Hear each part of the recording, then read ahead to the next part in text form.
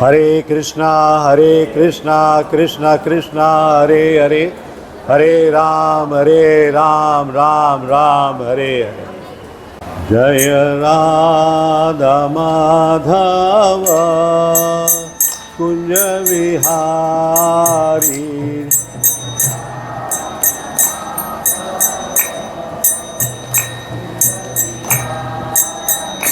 Jaya Radha Madhava Kunja Vihari.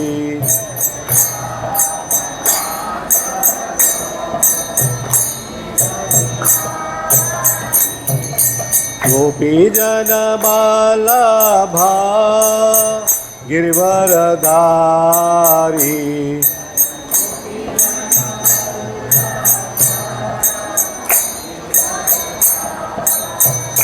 Jaya Gopi Jana Balabha Girvaradhari.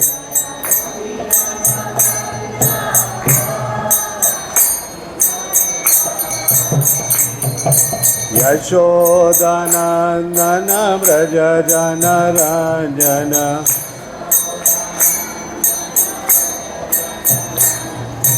Yashodanandana Braja Jana Ranjana.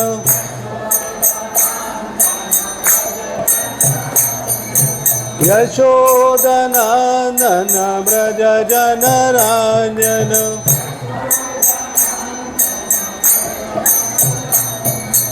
Yashodanandana Braja Jana Ranjana.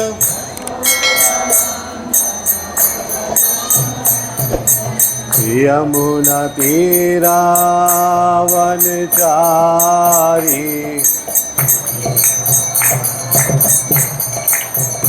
Yamuna Tira Vanchari. Yamuna Tira Vanchari. Jaya Radha Madhava Kunja Vihari.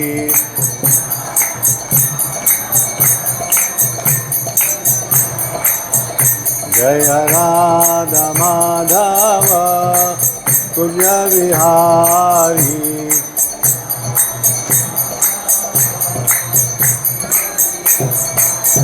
Hare Krishna, Krishna Krishna, Hare Hare, Hare Rama, Rama Rama, Hare Hare.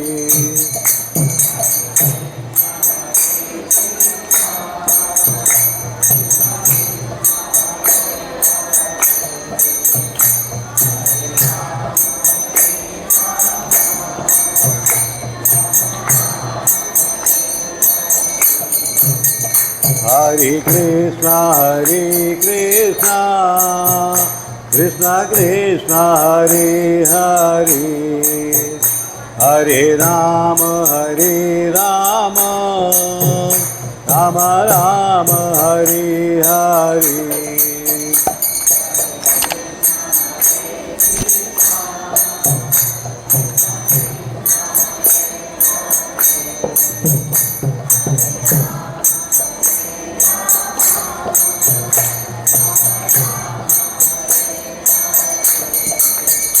Hare Krishna, Krishna Krishna, Hare Hare, Hare Rama,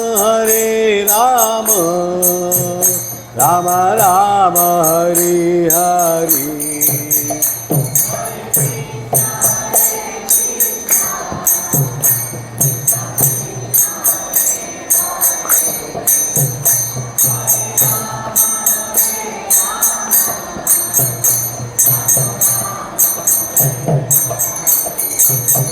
Hare Krishna, Krishna Krishna, Hare Hare, Hare Rama, Rama Rama, Hare Hare.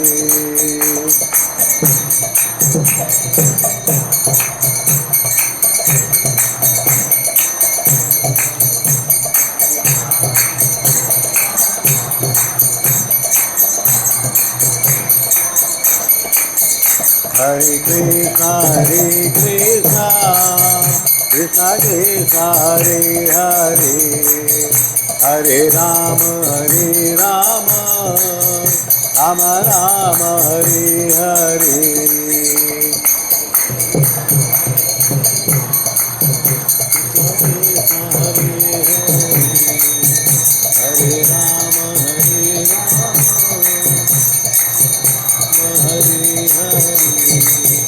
Hare Krishna, Krishna Krishna, Hare Hare, Hare Rama, Rama Rama, Hare Hare.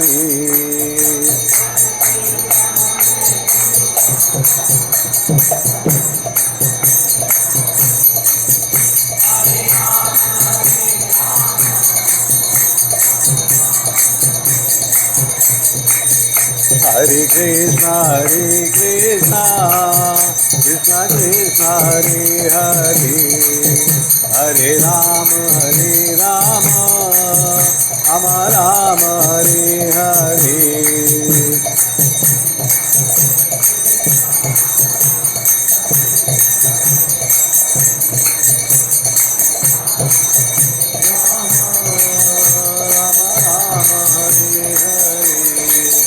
Jaya Radha Giridhari Radha Giridhari Radhe.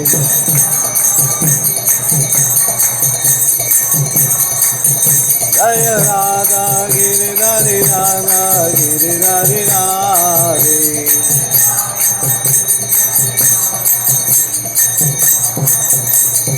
Jaya Jagannath, Jaya Jagannath, Jaya Baladeva, Jaya Subhadra.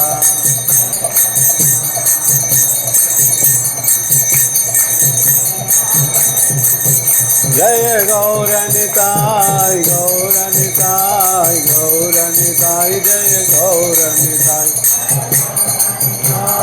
Gauranitai, Gauranitai, Jaya Gauranitai.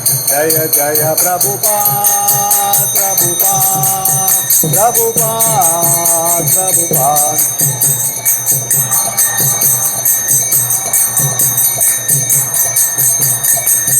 Jaya Jaya Prabhupada, Prabhupada, Prabhupada, Prabhupada.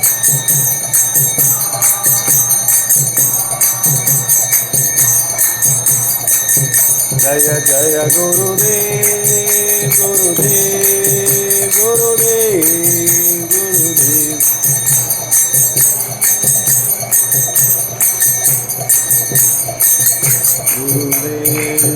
Shri नाम संकीर्तन की जय, श्रील प्रभुपाद की जय, गुरु महाराज की जय। जय ओम विष्णुपाद परमहंस परिव्राजकाचार्य अष्टोत्तर शत श्री श्रीमद श्री कृष्ण कृपा श्री मूर्ति अभय चरणारविंद भक्ति वेदांत स्वामी श्रील प्रभुपाद की जय। जय ओम विष्णुपाद परमहंस परिव्राजकाचार्य अष्टोत्तर शत श्री श्रीमद कृष्ण कृपा श्री मूर्ति भक्ति सिद्धांत सरस्वती ठाकुर की जय। अनंत कोटि वैष्णव वृंद की जय। नामाचार्य श्री हरिदास ठाकुर की जय।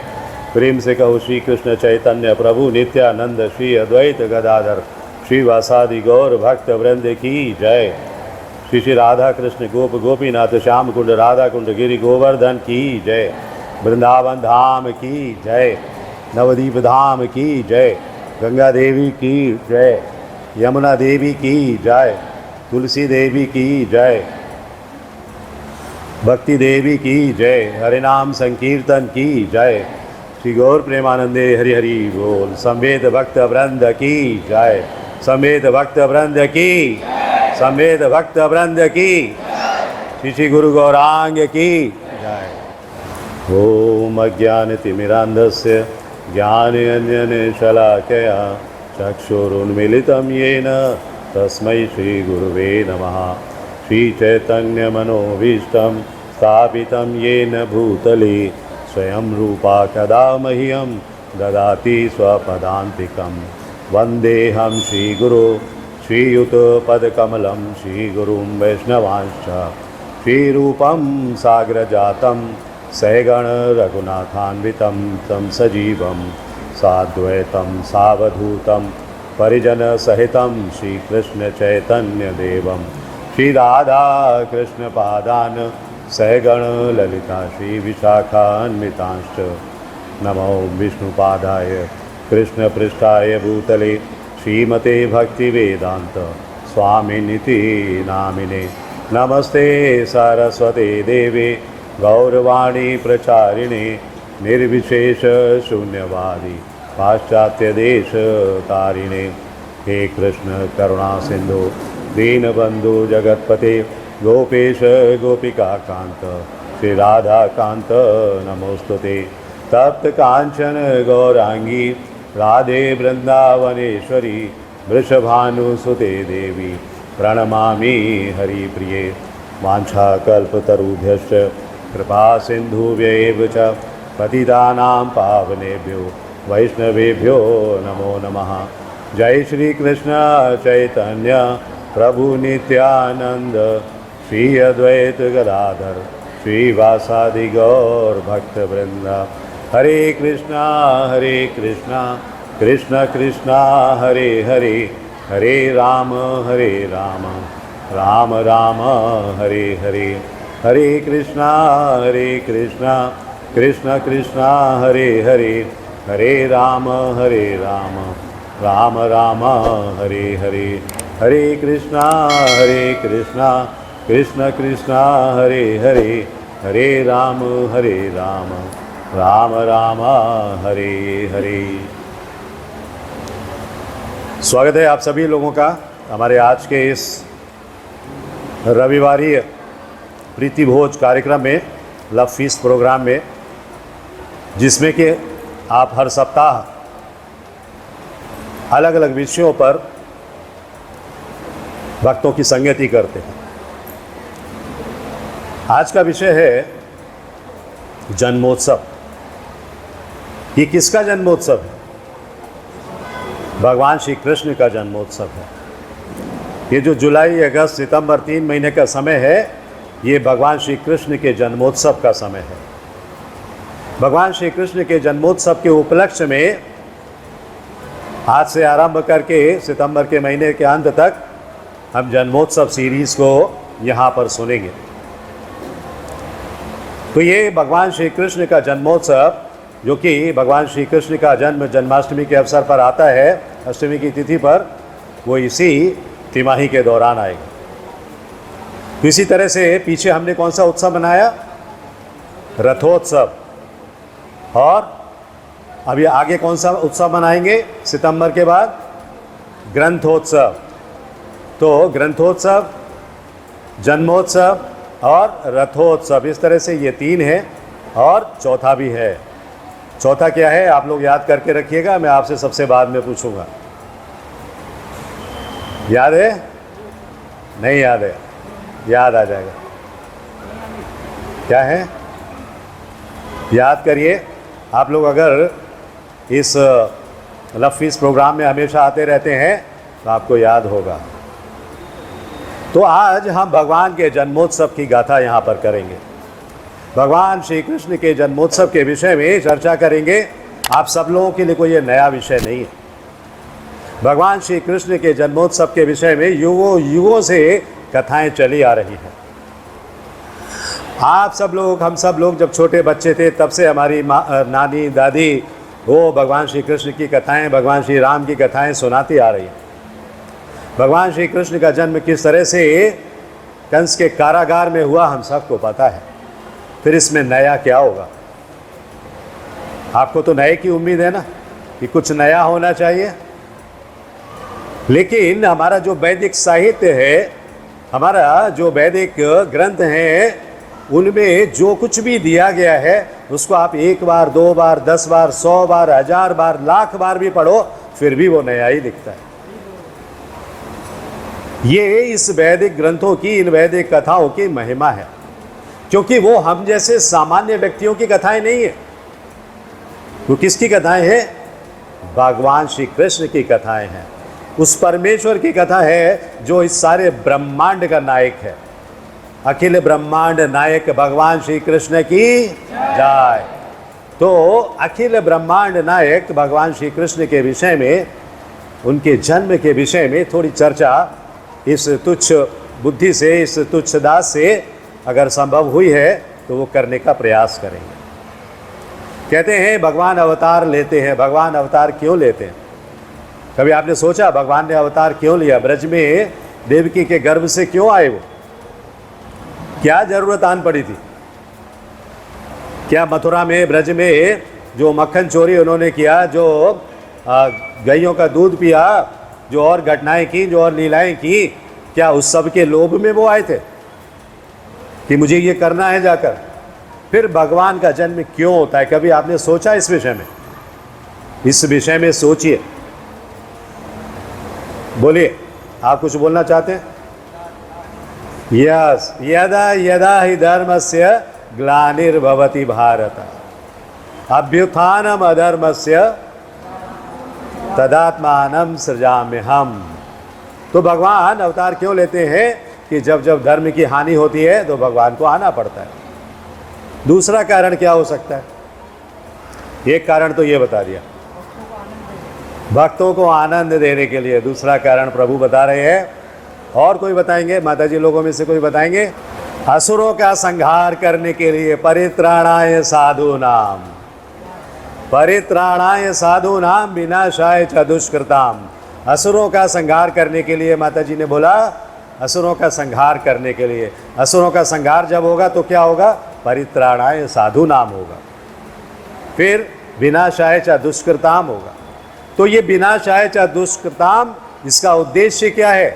धर्म संस्थापनार्थाय, धर्म की स्थापना करने के लिए भगवान अवतार लेते हैं। आप बताइए, कोई छोटे मोटे काम है ये? लेकिन भगवान कर क्या रहे हैं? मक्खन चुरा रहे हैं, गैयों को चरा रहे हैं, ब्रज गोपियों के साथ, गोपालों के साथ में उनका झूठन खा रहे हैं। हाँ, और साथ साथ में पूतना का वध भी कर रहे हैं, बकासुर का वध कर रहे हैं, इसका वध कर रहे हैं, उसका वध कर रहे हैं। कितनी लीलाएं हैं। तो भगवान अपने सारे कार्यों में आनंद का अनुभव करते हैं, क्योंकि वो सच्चिदानंद हैं, सच्चित आनंद हैं। हम उनके अंश हैं। भगवत गीता में भगवान खुद ही कहते हैं, ममय वंशो जीव लोके जीव भूता सनातना। ये सारे जीव जो हैं मेरे अंश हैं।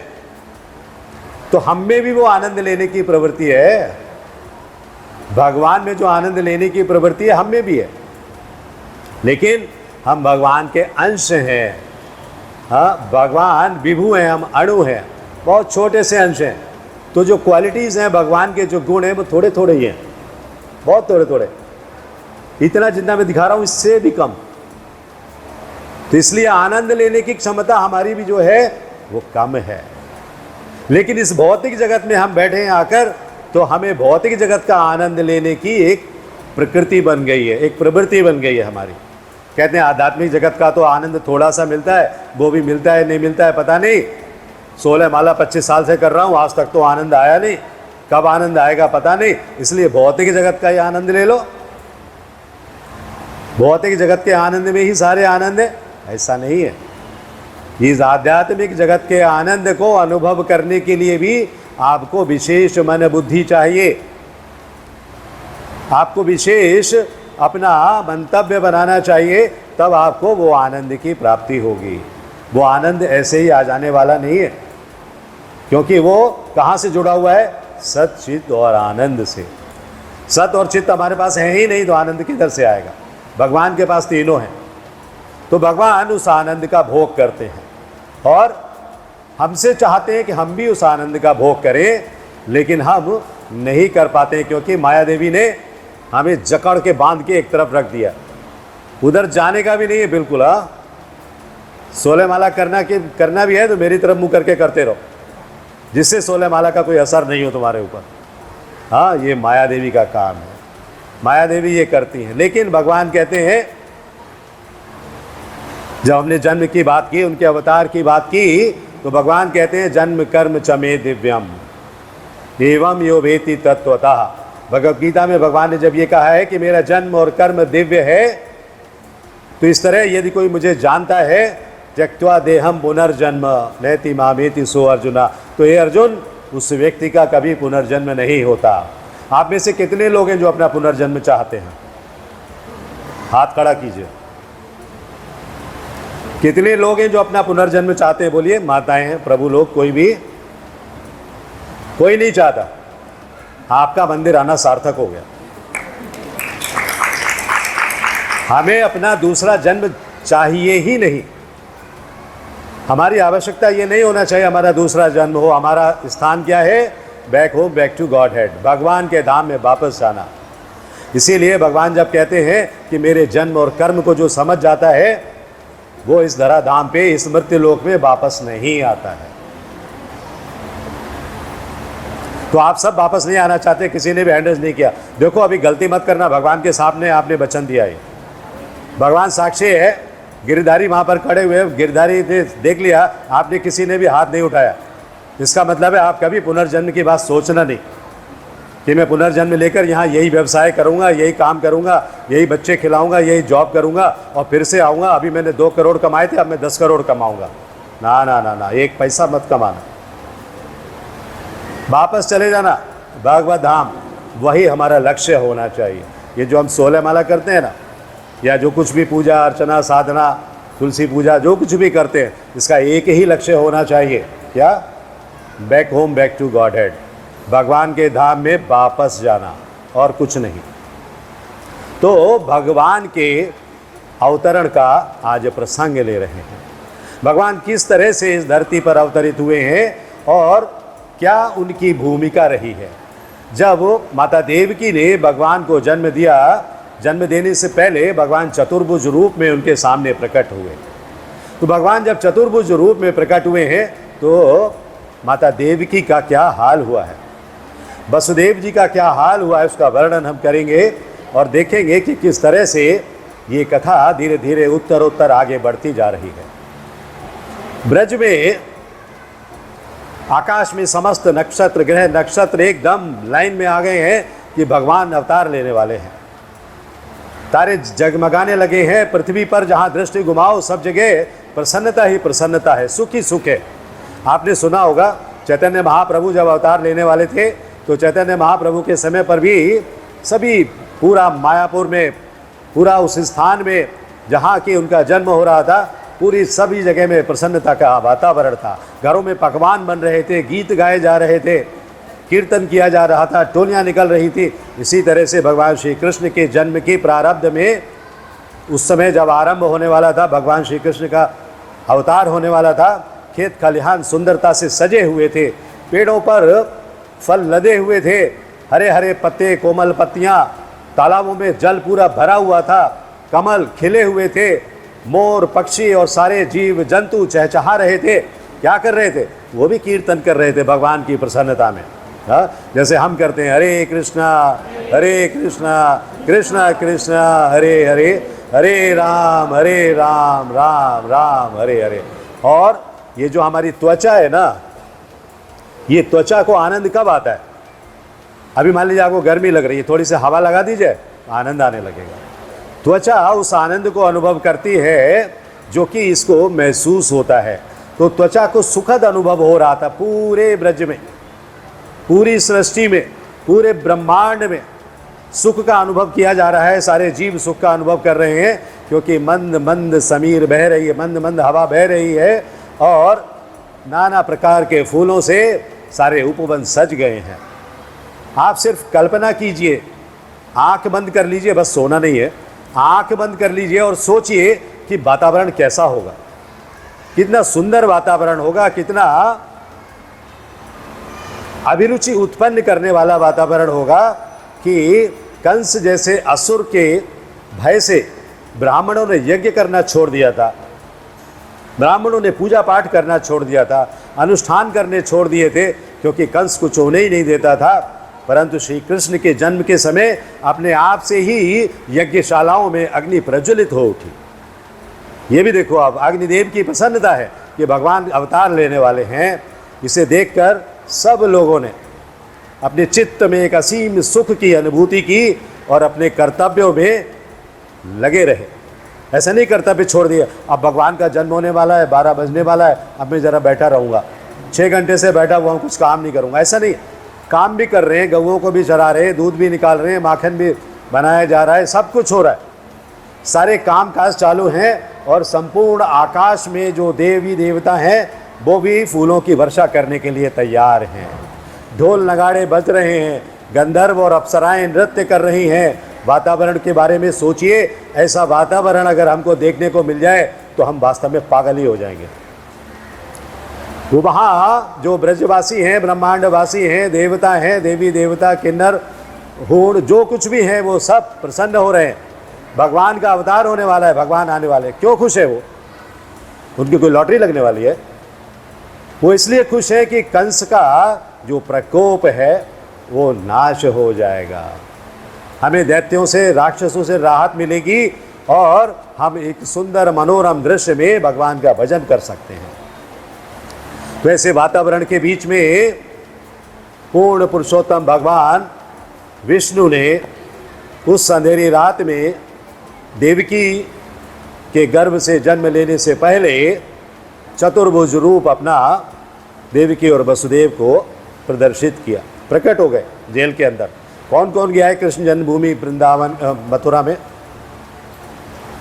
बहुत कम लोग गए भाई, क्या बात है।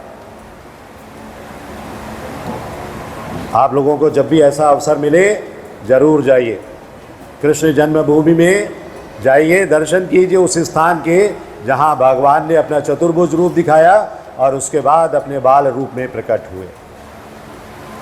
तो जिस प्रकार पूरब दिशा से जब चंद्रमा निकलता है पूर्णिमा के दिन, तो कितनी आभा होती है आकाश में।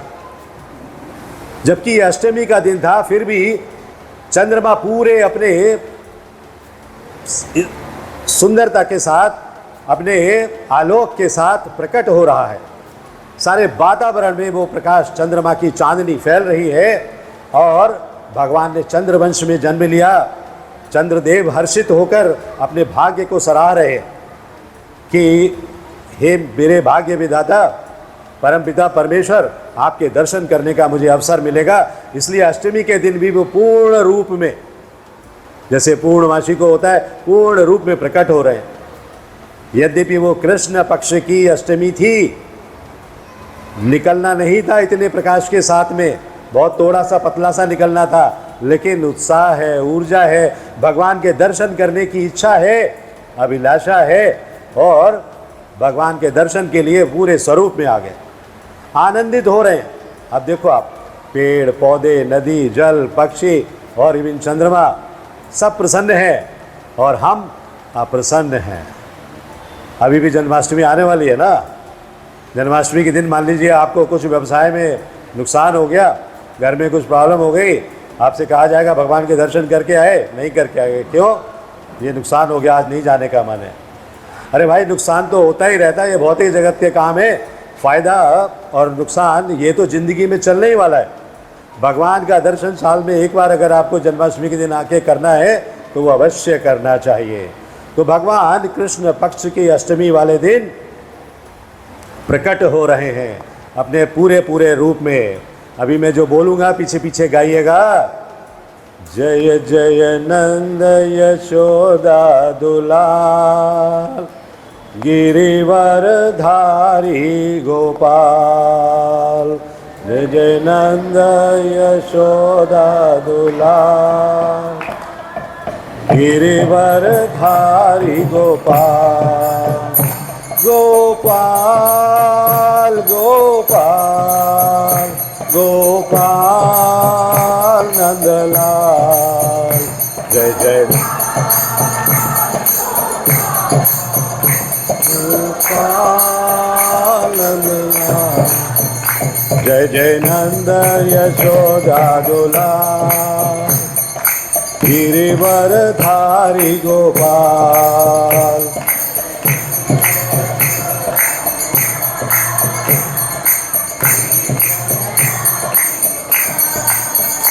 गोपाल गोपाल गोपाल गोपाल गोपाल गोपाल जय जय नंद यशोदा दुलार, गिरिवर धारी गोपाल।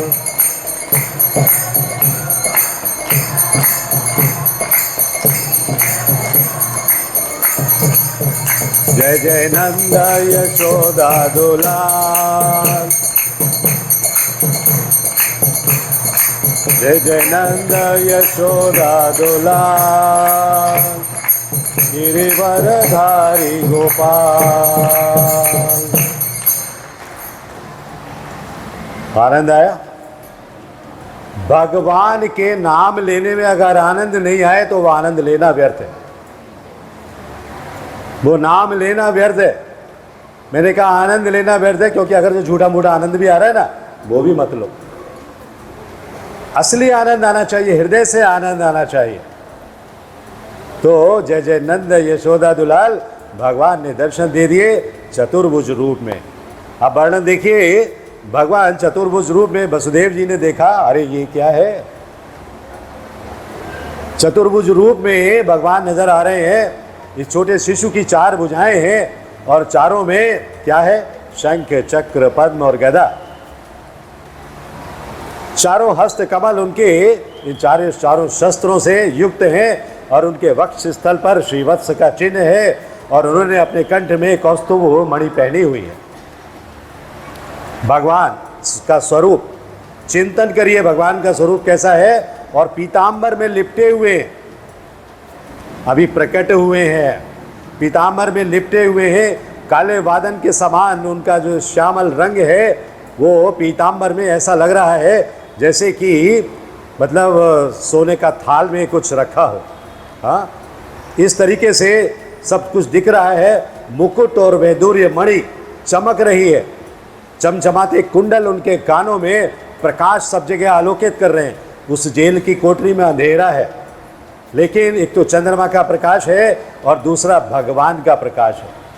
भगवान खुद वहाँ चतुर्भुज रूप में प्रकट हुए हैं। अद्भुत दृश्य है, अद्भुत। आप कह नहीं सकते कि वो साधारण दृश्य है। कोई आदमी एक बार देख ले उस दृश्य को बार बार देखना चाहेगा। इस प्रकार भगवान श्री कृष्ण सर्वप्रथम भगवान श्री विष्णु के रूप में प्रकट हुए और अपनी अंग कांति से पूरा वो जो कारागार का कमरा है उन्होंने आलोकित कर दिया। कोई ट्यूबलाइट नहीं चाहिए, उस समय ट्यूबलाइट होती भी नहीं थी, लेकिन भगवान की अंग कांति इतनी प्रभावी है कि सब कुछ साफ साफ दिख रहा है, सब कुछ चमक रहा है। और आनंद से देख रहे हैं वसुदेव जी कि ये क्या है।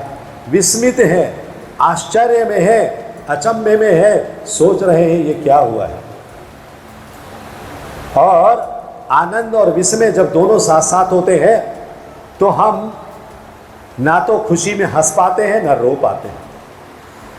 ऐसी स्थिति हमारी हो जाती है कि हमें जो सामने दिखता है हम उसको स्वीकार नहीं करने के मूड में भी होते हैं और स्वीकार करने के मूड में भी होते हैं। क्या करूं क्या ना करूं, वो स्थिति है वसुदेव जी की। तो अपने पुत्र के जन्मोत्सव को मनाने के लिए उन्होंने मन ही मन संकल्प ले लिया कि मैं 10,000 गौएं दान करूंगा। मेरे पुत्र ने अवतार लिया है, दान स्वरूप मन में ही दे दी कि मैं जब इसका समारोह करूंगा तो 10,000 गायें दान में करूंगा। और स्वयं पूर्ण पुरुषोत्तम भगवान श्री कृष्ण को अपने पुत्र के रूप में देखकर वसुदेव के मन में जो कंस का भय था वो धीरे धीरे निकल गया। जो कंस के प्रति जो भय उनमें था वो निकल गया और वो बड़े आनंद के साथ हाथ जोड़कर भगवान के सामने प्रार्थना करने लगे। भगवान के इस विष्णु स्वरूप के सामने वो प्रार्थना कर रहे हैं, भगवान को प्रणाम कर रहे हैं और कहते हैं कि हे भगवान, आप ही वो आदि पुरुष हैं, आप ही वो आदि पुरुष हैं जिन्होंने सृष्टि के आरंभ में इस जगत की रचना की थी। यद्यपि ऐसा प्रतीत होता है कि जब आपने स्वयं इस जगत में प्रवेश किया है तो ये वास्तविकता नहीं है, लेकिन ऐसा है नहीं। ये वास्तविकता है कि आपने खुद इस जगत में प्रवेश किया है क्योंकि आप वास्तव में सर्वव्यापी हैं। हमने अभी क्या कहा था? अखिल ब्रह्मांड नायक। आप सर्वव्यापी हैं, पूरे ब्रह्मांड के नायक हैं। इसलिए हमें कोई संदेह नहीं है कि आपने वास्तव में अवतार लिया है, आपने स्वयं इस जगत में प्रवेश किया है, ये वास्तविकता है। यद्यपि आप हमारी इंद्रियों की पहुंच से परे हैं, हमारी इंद्रियां अधूरी हैं, अपूर्ण हैं, हम भगवान को पूर्ण रूप में समझ नहीं सकते, लेकिन फिर भी इन अपूर्ण इंद्रियों से हम आपके पूर्ण स्वरूप के दर्शन कर रहे हैं। भगवान पूर्ण है, भगवान अपूर्ण नहीं है। तो भगवान के पूर्ण स्वरूप के दर्शन हम इन अपूर्ण इंद्रियों से कर रहे हैं, और इसका कारण क्या है? आपकी महती कृपा है। आपकी महती कृपा के कारण इन चमड़े की आंखों से हम आपके दर्शन कर पा रहे हैं। आप हमारे सामने प्रकट हुए हैं महाविष्णु के रूप में, तो आप कारण सागर में शयन करते हुए आपके श्वास से असंख्य ब्रह्मांडों की सृजना हो जाती है। और जब आप गर्भोदक्षाई विष्णु के रूप में प्रत्येक ब्रह्मांड में प्रवेश करते हैं, फिर उसके बाद आप शिरोदक्षाई विष्णु के रूप में उपस्थित होकर प्रत्येक जीवात्मा के हृदय में वास करते हैं। इसलिए आपका देवकी के गर्भ में आना कौन से आश्चर्य की बात है? आप देवकी के गर्भ में भी आ ही सकते हैं जब ऐसे सारे ब्रह्मांडों में आप उपस्थित रहते हैं। तो ये मन में सोच रहे हैं वसुदेव जी, भगवान को स्तुति करते हुए मन में सोच रहे हैं कि ये मैं सपना तो नहीं देख रहा हूँ। अपने मन को सुधारने के लिए या अपने मन को समझाने के लिए वो ये तर्क ले रहे हैं कि भगवान आप तो ये भी कर सकते हैं, आप वो भी कर सकते हैं, आप वो भी कर सकते हैं। तो देवकी के गर्भ से जन्म लेना कौन सी बड़ी बात है? सामान्य सी बात है, हो ही सकता है। तो हे प्रभु, आपके इस अवतरण को देखकर मुझे पूरा विश्वास है कि जब आप पृथ्वी मंडल पर क्षत्रियों के वेश में विचरण करने वाले इन राक्षसों को, असुरों को, उनकी विशाल सेनाओं को संहार करेंगे, तो आनंद की कोई सीमा नहीं रहेगी। वसुदेव जी भगवान से निवेदन कर रहे हैं कि हे देवाधिदेव, आपने आपके विषय में जो भविष्यवाणी कंस ने जब सुनी थी, योग माया जब उसके हाथ से छूट गई और उन्होंने भविष्यवाणी किया, ऊपर जाकर आसमान में जाकर कंस ने जब वो सुना, उसको पता चला, तो कंस ने आपके सभी बड़े भाइयों की हत्या कर दी है। आपका कोई बड़ा भाई अब नहीं है, और अब जैसे ही उसे आपके जन्म का समाचार प्राप्त होगा, वो अपने अस्त्रों शस्त्रों के साथ, अपनी सेना के साथ यहाँ अवश्य पहुँच जाएगा। इसलिए हे प्रभु, आप सामान्य स्वरूप में आ जाइए, आप चतुर्भुज स्वरूप में मत रहिए। चतुर्भुज स्वरूप ये वासुदेव जी कैसे सोच रहे हैं? वासुदेव जी एक व्यक्ति की तरह से सोचते हैं, जैसे हम लोग सोचते हैं, जबकि वो भगवान है। भगवान को तो इस बात की कोई चिंता ही नहीं है। लेकिन ये जो वासुदेव जी एक व्यक्ति की तरह सोच रहे हैं कि चतुर्भुज रूप में भगवान को मैं छुपा कैसे पाऊंगा, वो कंस को पता चल जाएगा, कंस उनको आकर देख लेगा और फिर गड़बड़ हो जाएगा सारा। इतने में प्रसव पीड़ा से परेशान देवकी माता ने अपनी आंखें खोल दी। वो सो रही थी और उन्होंने देखा कि जो शिशु उनके पास लेटा हुआ, उसके ऊपर सभी देवीय चिन्ह हैं। वो भगवान के देवीय चिन्हों को देखकर आश्चर्यचकित हो गई और उन्होंने क्या किया, मन ही मन सोचने लगी। अभी देखो, मातृत्व का स्नेह भी है। हर माँ को जब उसकी संतान होती है तो मातृत्व का स्नेह भी होता है, साथ में एक भय भी होता है। मेरी संतान हुई है, कुछ हो ना जाए, कोई ले ना जाए, कुछ गड़बड़ ना हो जाए, ये भय भी होता है सामान्य तौर पर। तो देवकी मैया को भी ये भय हो रहा है कि ऐसा ना हो कि अस्त्र शस्त्र सहित ये आ जाए। जो वसुदेव जी सोच रहे हैं वही मैया भी सोच रही हैं। दोनों सोच रहे हैं इस बात के लिए। तभी प्रार्थना करते हुए देवकी मैया कहती हैं, हे भगवान, आप इस भौतिक सृष्टि में मूल कारण हैं और प्रलय के समय जब ये सृष्टि पुनः अप्रकट हो जाती है, मतलब डूब जाती है, समाप्त हो जाती है, उस समय केवल आप अनंत शेष नाग के रूप में शेष बचे रहते हैं। इस संसार में कोई भी प्राणी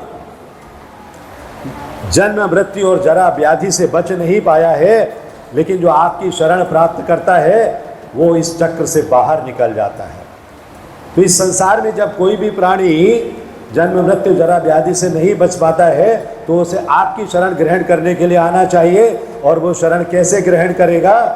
वो शरण ग्रहण करेगा आपकी शरणागति लेकर, आपका उच्छिष्ट प्राप्त करके, आपका कीर्तन करके, आपके विषय में श्रवणम करके, आपके विषय में कथाएं कहकर। परंतु आपके जन्म लेते ही मृत्यु आपसे भयभीत होकर भाग गई है। क्यों? ये बात वो क्यों कह रही है? इसलिए कह रही है कि जो दोनों को मृत्यु का भय था, वसुदेव को और देवकी को, वो भगवान के दर्शन करने के बाद मृत्यु का भय चला गया, है ही नहीं मृत्यु का भय। इसलिए कह रही है कि आपके दर्शन करने के बाद, आपका अवतार होने के बाद अभी मृत्यु भी यहाँ से भयभीत होकर भाग गई है। और आपका आश्रय लेने वालों को हमेशा चरम शांति प्राप्त होती है। इसीलिए भगवान की भक्ति करनी है, भगवान की भक्ति का आनंद लेना है तो हमें क्या करना चाहिए? हरे कृष्णा कृष्णा कृष्णा हरे हरे, हरे राम राम राम हरे हरे। तो मैया कहती है कि आप हमेशा अपने भक्तों के भय को हरने वाले हैं, भक्तों के भय को दूर करते हैं। इसलिए आपसे मेरी यही याचना है कि आप कंस के भय से हमारी रक्षा करें। रक्षा ऑलरेडी हो चुकी है, लेकिन माँ है, विनती कर रही है, उसको रिक्वेस्ट है। आप भगवान से यहाँ कुछ मांग के जाते हो, वो काम हो भी जाता है, फिर भी आप बार बार कहते रहते हो भगवान ऐसा कर देना, भगवान ऐसा कर देना, भगवान ऐसा कर देना। भगवान सोचते हैं हमने तो कर ही दिया है, कोई बात नहीं। तो भगवान तो प्रकट हो गए, उन्होंने तो रक्षा कर ही दी, लेकिन मैया फिर भी कह रही है कि कंस के भय से मेरी रक्षा करना। तो अपने इस विष्णु रूप को छिपाओ और दुब जी रूप में प्रकट हो जाओ, जो कि वो प्रकट हो चुके हैं। जब मैया ने घूम कर देखा तो उन्हें पता लगा भगवान तो इस रूप में हमारे सामने यहाँ उपस्थित हैं। देवकी मैया जानती हैं कि भगवान विष्णु कंस से लाखों गुना अधिक शक्तिशाली हैं, लेकिन स्नेह है, मातृत्व है, इसके लिए भय हो रहा है। और भय को हटाने के लिए उनके बार बार दर्शन कर रही हैं, दर्शन हो रहे, बाईं तरफ लेटे हुए दर्शन कर रही हैं कि ये है तो मुझे क्या चिंता करनी है, तो आ तो गए, अब मुझे निकाल के ले जाएंगे। हाँ, लेकिन ये भय भी है कि इस पुत्र की भी हत्या ना कर दे कंस। तो साधारण मानव पुत्र में जब भगवान आ गए तो कंस को इस बात का भान ना हो, इस बात का पता ना चले कि ये भगवान विष्णु हैं। वो द्विभुजी रूप में आए, द्विभुजी रूप में आए तो यद्यपि वसुदेव और देवकी ने अपने वचन के अनुसार पहले 6 पुत्र कंस को दे दिए थे, परंतु अब भी जैसे तैसे इस पुत्र को छिपाना चाहते थे। उन्हें पता था कि ये भगवान का अवतार है, और यदि वो बालक अपने चतुर्भुज रूप में रहेगा तो वो उसको छिपाना असंभव हो जाएगा। भगवान के लिए कुछ भी असंभव नहीं है, लेकिन एक सामान्य प्राणी के तौर पर ये माता और पिता दोनों सोच रहे हैं। भगवान तो द्विभुज रूप ले चुके, आ गए हैं, लेकिन ये इतने भाव विभोर हैं, उन्हें पता ही नहीं चल रहा है, प्रार्थनाएं कर रहे हैं, प्रार्थनाएं कर रहे हैं। तो उनकी प्रार्थनाएं सुनकर भगवान ने कहा, हे माता पिता, आप मेरे माता पिता हैं, मैंने इस जीवन में, इस जन्म में आपको अपना माता पिता स्वीकार किया है। हे माता, आप पतिव्रता स्त्रियों में सर्वश्रेष्ठ हैं। स्वयंभू मनवंतर में आपने प्रश्न के नाम से तथा पिताजी वसुदेव ने ब्रह्मा पुत्र प्रजापति के नाम से, प्रजापति सुतपा के नाम से जन्म लिया था। और जब ब्रह्मा जी ने आप दोनों से सृष्टि बनाने का, संतानोत्पत्ति करने का आग्रह किया तो सर्वप्रथम आपने घोर तपस्या करके अपनी इंद्रियों को नियंत्रित किया था। और उस समय आप दोनों ने वर्षा, आंधी, तूफान, भयंकर भयंकर परिस्थितियों का सामना करते हुए उस तपस्या को किया, और अपने शरीर के भीतर विचरण कर रही वायु को प्राणायाम से नियंत्रित करके आपने मेरे प्रति याचना की। तब मैं प्रकट हुआ। आपका लक्ष्य मेरे दर्शन करके क्या था? मुझसे वरदान प्राप्त करना था, और आपने वो वरदान प्राप्त किया 12,000 वर्षों तक मेरा ध्यान करने के बाद। कितने वर्ष? 12,000 वर्ष। आपको 16 माला करते हुए कितने दिन हो गए? 1 साल, 2 साल, 5 साल, 10 साल, 20 साल, 25 साल, बस। 12,000 वर्ष उन्होंने तप किया, तब भगवान के दर्शन हुए। और भगवान का दर्शन करते हुए जब उन्होंने अपना कल्मश सारे हृदय से निकाल दिया तो भगवान दर्शन देते हैं। कहते हे निष्पाप माता, आपकी भक्ति से अत्यंत प्रसन्न होकर मैं इसी रूप में आपके सम्मुख प्रकट हुआ था। कौन से रूप में? चतुर्भुज रूप में। कहते हैं मैं चतुर्भुज रूप में आपके सामने प्रकट हुआ था और मनचाहा वरदान मांगने के लिए आपसे कहा कि आप मनचाहा वरदान मांग लो। तो आपने कहा कि आपकी इच्छा क्या है? कि आपके जैसी संतान मेरे हो, आपके जैसी इतनी सुंदर संतान मुझे चाहिए, आपके जैसा पुत्र चाहिए। तो आप दोनों पति पत्नी निसंतान थे और आपका मन काम इच्छाओं से भरा हुआ था।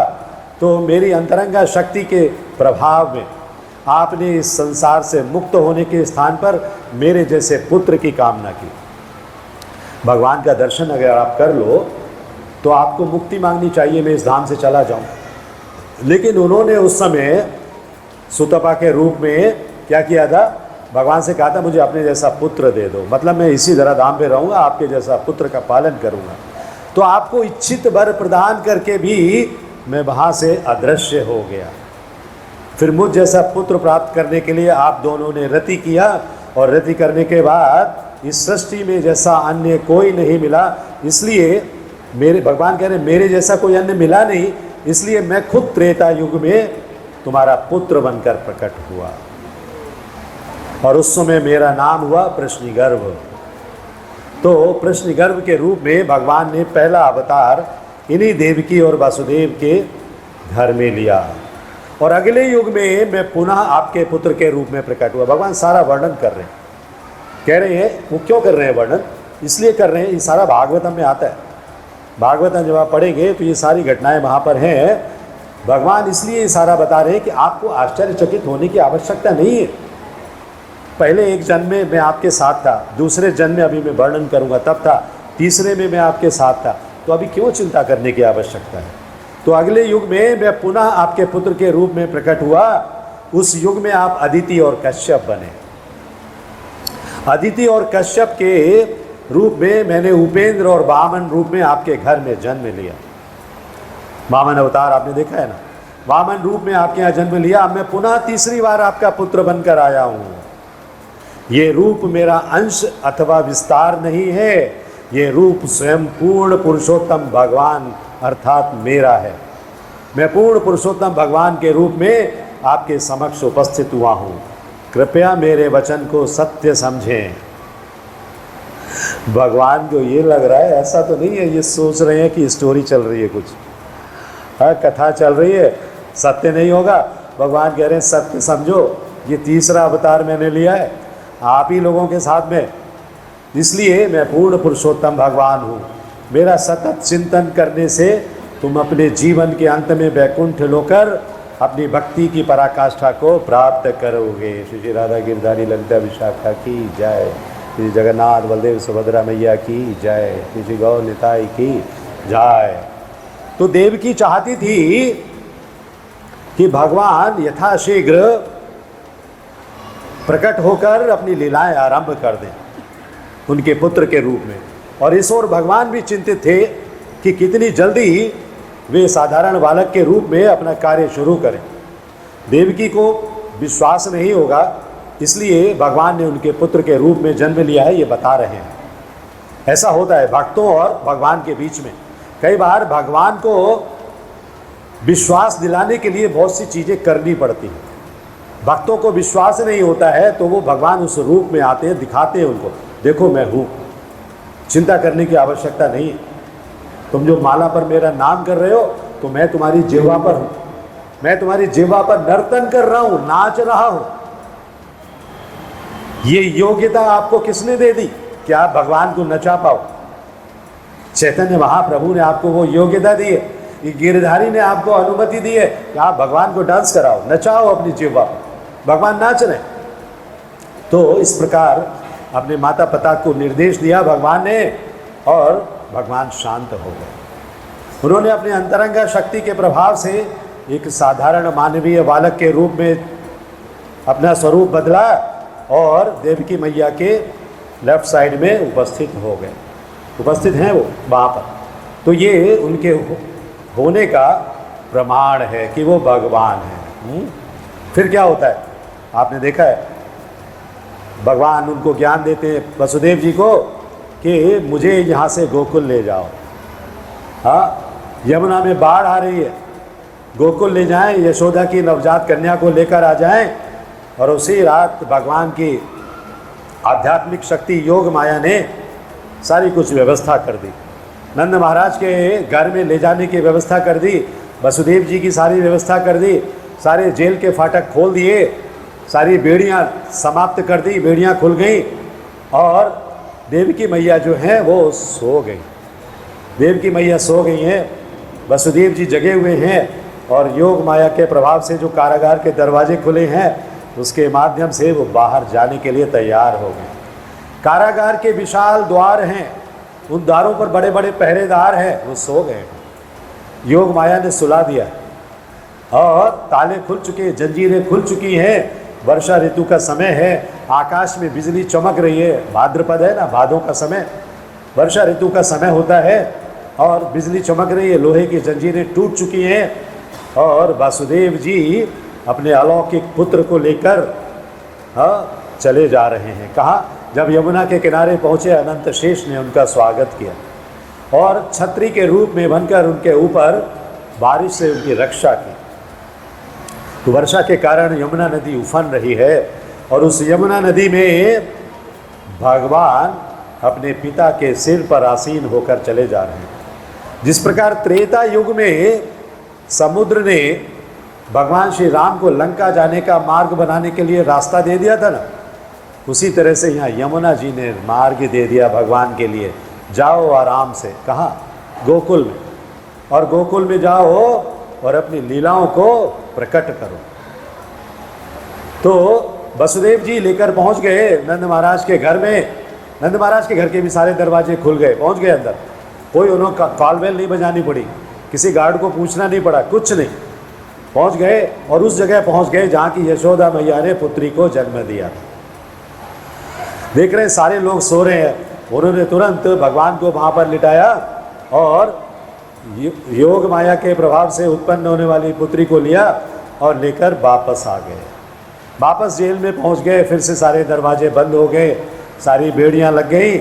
किसी को भी इस बात का आभास नहीं हुआ, इवन यशोदा मैया को भी आभास नहीं हुआ और देवकी मैया को भी आभास नहीं हुआ कि क्या हो गया है। देवकी मैया ने देखा था, सब सुना था, समझा था, लेकिन जब उनकी दृष्टि खुली है, आंखें खुली हैं, तब उन्हें जो दर्शन हुए वो पुत्री के दर्शन हुए। भगवान की माया है सब। एक तरह से दृष्टि उनकी प्रगाढ़ कर दी, मजबूत कर दी और दूसरी तरफ कंस की इच्छा भी पूरी कर दी कि कंस जो अब करना चाहता है वो कर ले। तो उधर यशोदा मैया भी प्रसव पीड़ा से ग्रस्त सो रही हैं, इधर देवकी मैया भी प्रसव पीड़ा से ग्रस्त सो रही हैं और वसुदेव जी और नंद महाराज घनिष्ठ मित्र हैं।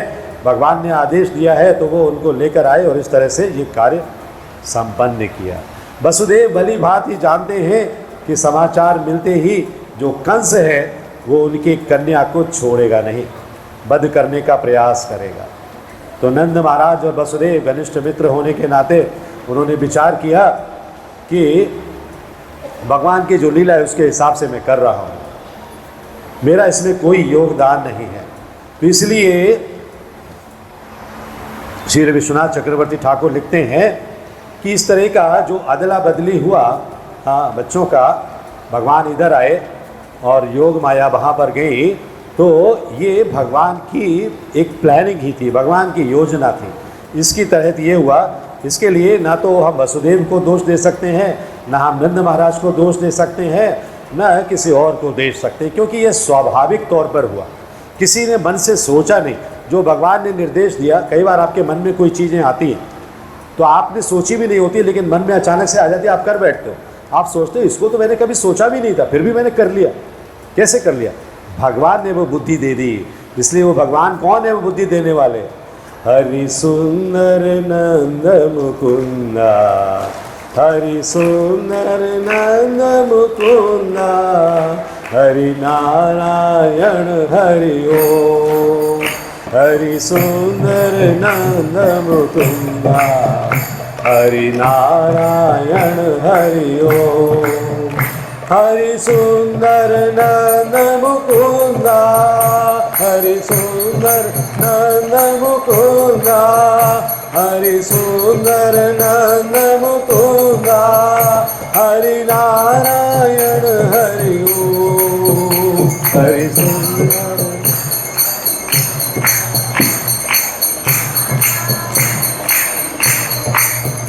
हरि सुंदर नंद मुकुंदा हरि नारायण हरि ओम। हरि केशव हरि गोविंदा हरि केशव हरि गोविंदा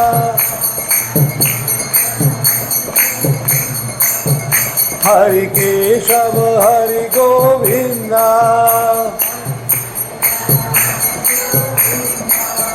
हरि केशव हरि गोविंदा हरि नारायण हरि ओम। हरि केशव हरि गोविंदा हरि नारायण हरि ओम।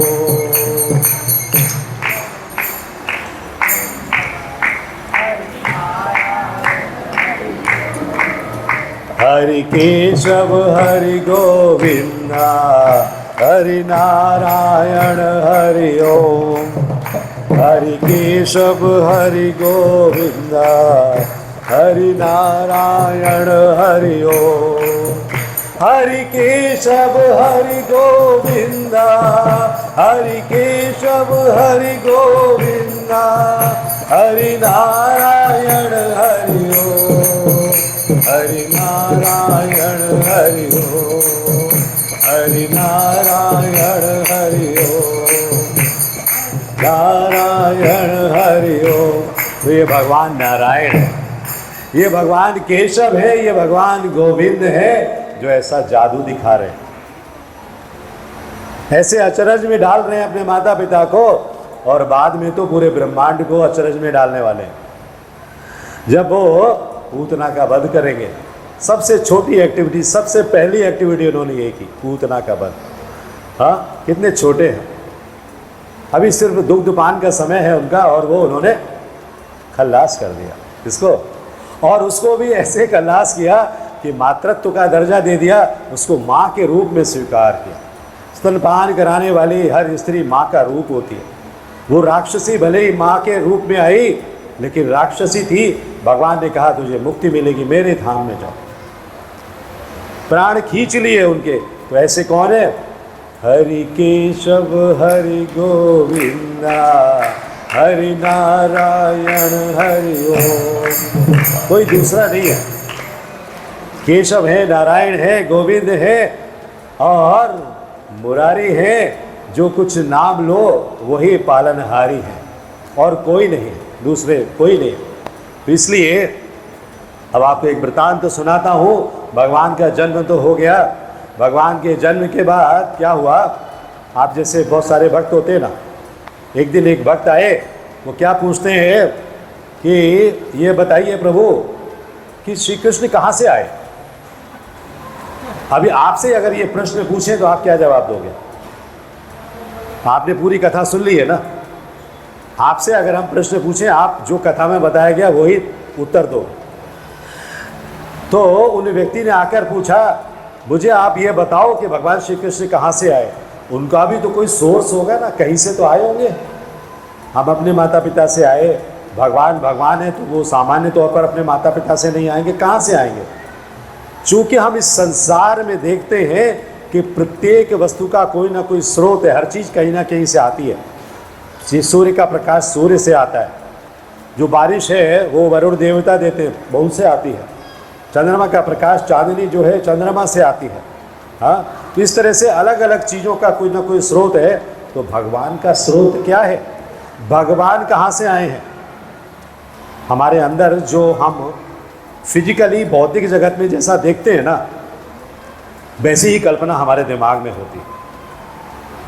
अभी भगवान प्रकट हुए, फिर भी देव की मैया सोच रही है इनको कुछ कष्ट ना हो जाए, वो कंस उठाकर ना ले जाए, इनको मार ना दे, वो तो भगवान है, वो अपना इंतजाम सब करके आते हैं, सब रहता है उनके पास इंतजाम, हमें सोचने की आवश्यकता नहीं है। लेकिन हमारी बुद्धि उतना ही सोच पाती है क्योंकि वो सीमित है।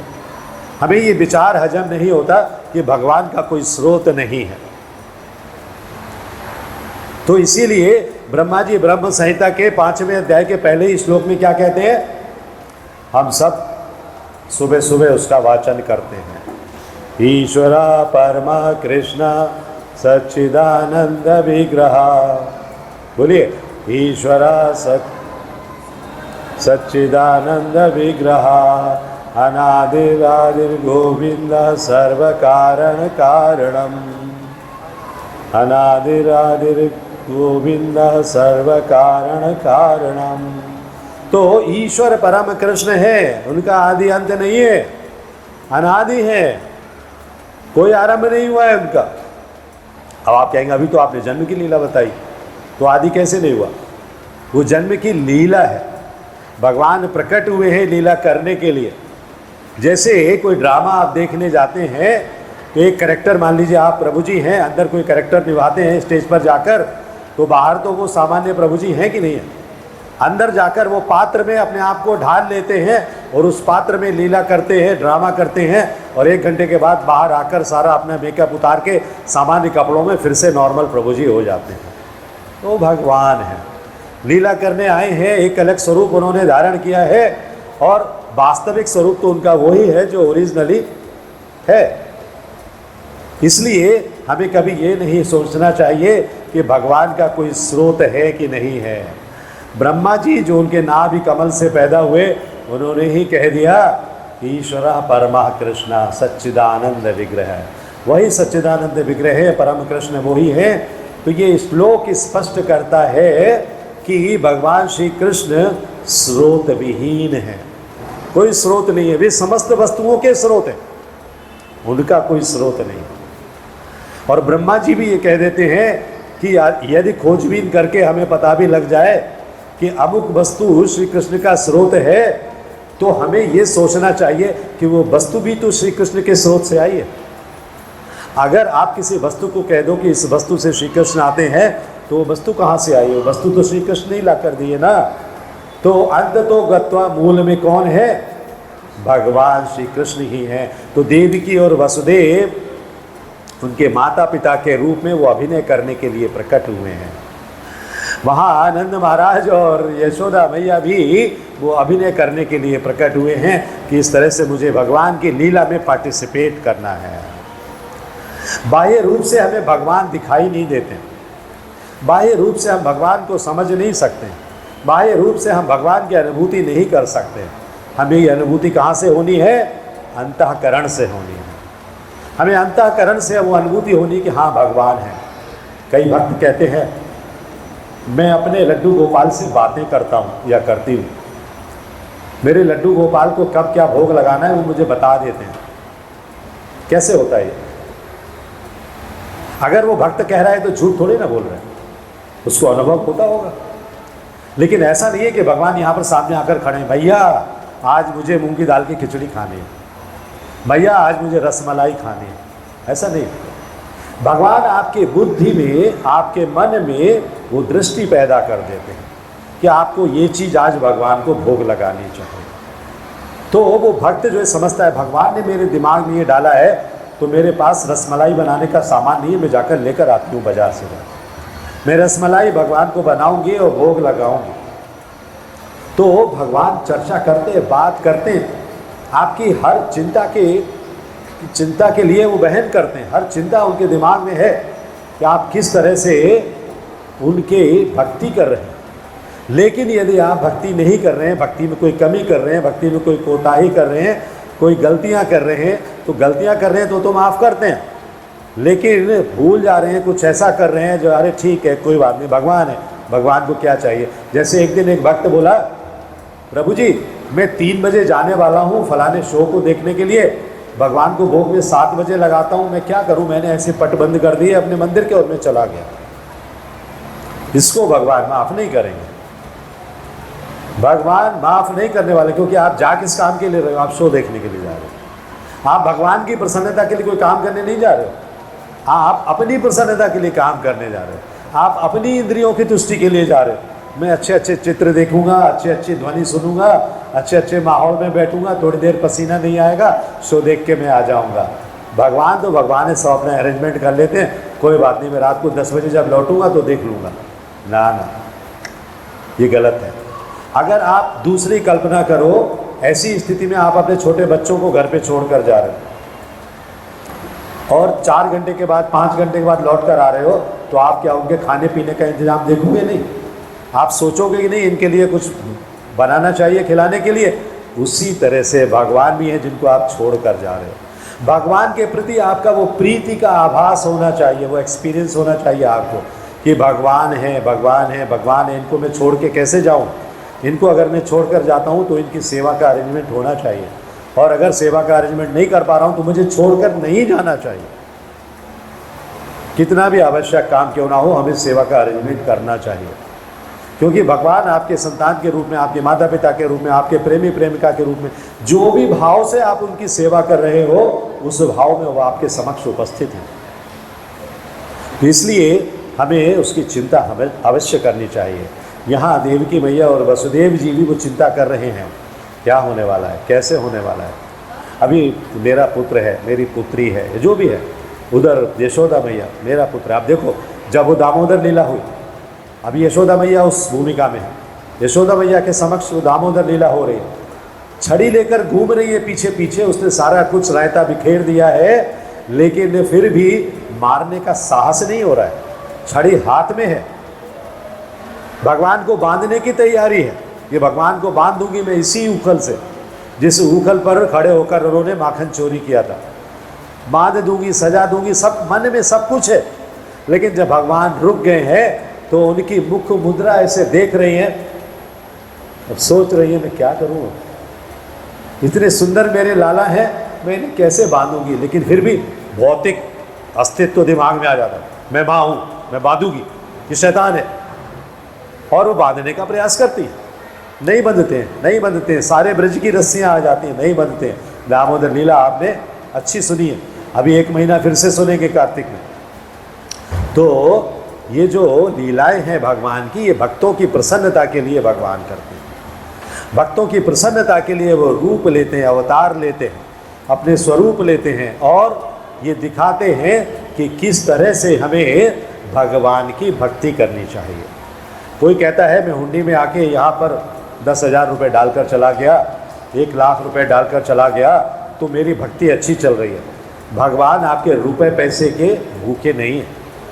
आपने देखा, भगवान ने अवतार लिया तो पहले चतुर्भुज रूप में दर्शन दिए, उसके बाद द्विभुज रूप में आए। द्विभुज रूप में उनके बदन पर कुछ भी नहीं था, कोई भी ऐसे जो उनके अस्त्र शस्त्र या जो कुछ भी अलंकरण है, कुछ भी नहीं थे।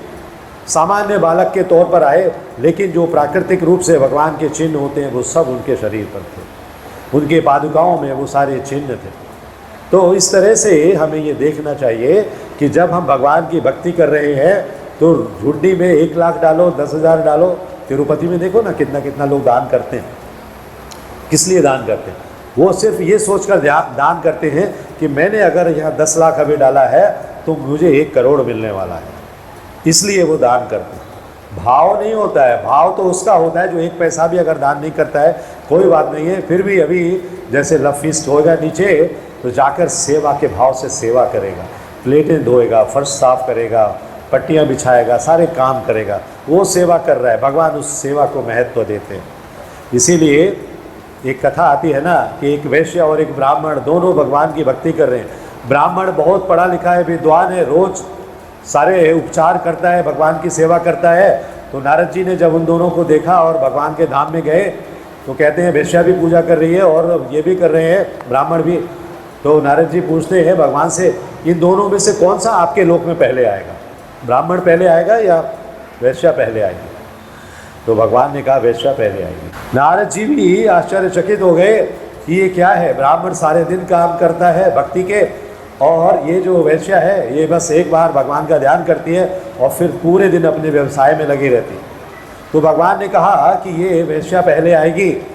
नारद जी को जब आश्चर्यचकित हुए तो भगवान ने उनको स्पष्टीकरण किया बोले वो भले ही 2 घंटे की मेरी सेवा करती है, 2 घंटे की मेरी याचना करती है और उसके बाद अपना पेट भरने के लिए जो व्यवसाय उसका है वो करती है, लेकिन जब 2 घंटे करती है तो 2 घंटे पूरे तन मन धन से करती है। लेकिन ये जो ब्राह्मण है सारे दिन भी करता है, लेकिन उसका मन मेरे में नहीं होता है, उसका मन भौतिक जगत में होता है। कौन से जजमान के यहाँ जाकर क्या लाऊं, कौन से जजमान के यहाँ कौन सा बर्थडे है, किसके यहाँ शादी है, कहाँ जाऊं, क्या करूं, कैसे अधिक से अधिक धन कमाऊं, उसका मन उसमें रहता है। दिखाने के लिए वो करता है, ये वाचन कर रहा हूँ, वो पाठ कर रहा हूँ, वे कर रहा हूँ, वो कर रहा हूँ, लेकिन वास्तव में भक्ति वो नहीं कर रहा है। तो ये अगर हुंडी में डालकर गए वो वास्तविक भक्ति नहीं है। मैं तो डालकर आ गया, मेरा काम पूरा हो गया, अब भगवान का काम चालू होता है। नहीं, भगवान का काम चालू नहीं होगा। भगवान का काम उसके लिए चालू होगा जो तन मन धन से अपने आप को समर्पित करके भगवान की सेवा में लगा हुआ है। तो यहाँ इस कथा में जो हमने वर्णन अभी किया, भगवान श्री हरि, भगवान गोविंद, भगवान नारायण हम सबको कृपा प्रदान करने के लिए तैयार हैं। Terms and conditions apply.